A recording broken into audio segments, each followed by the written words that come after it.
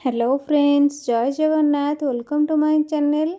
आज आसतु बनैबा पाव भाजी। तो देखो ये भाजी सब प्रकार परिवा काटी नहीं जाइए।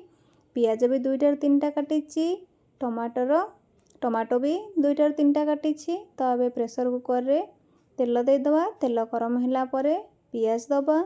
पियाज टिके गोल्डन ब्राउन हवा जाए भाजवा। पियाज टिके भाजी हो सारापर ताधरे अदा रसुण पेस्ट देदेबा। देखो अदा रसुण पेस्ट एमती अल्प टे गोलेला धनिया गुंड देदेबा, हलदी गुंड दबा, लंका गुंड आउ लुण देदेबा।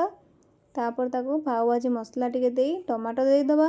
ताकू टिके छाड़ीदेबा कि समय गोले टमाटोटा सीझापी। देखो टमाटो सीझी सीझी आसलानी। तो ये गरम मसला अल्प देदेबा। टमाटो एमती दापीदेबा।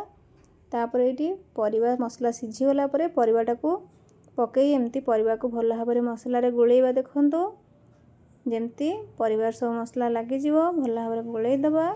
गोले सारापर ताकू पानी देदेबा। पानी दे प्रेसर कुकर बंद करदे।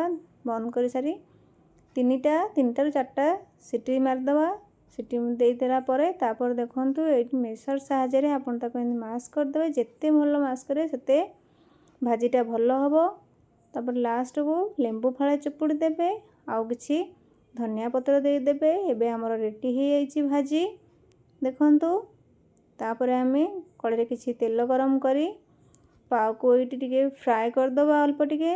देखंतु पाव भी फ्राए हो गला। बर्तमान हमर रेडी हो जाइए पाव भाजी। केते सुंदर देखा जाउछि, बहुत टेस्टी भी थिला। थरे ट्राए करंतु देखिबे, बहुत ही भल लागिबो। रहिली, जय जगन्नाथ।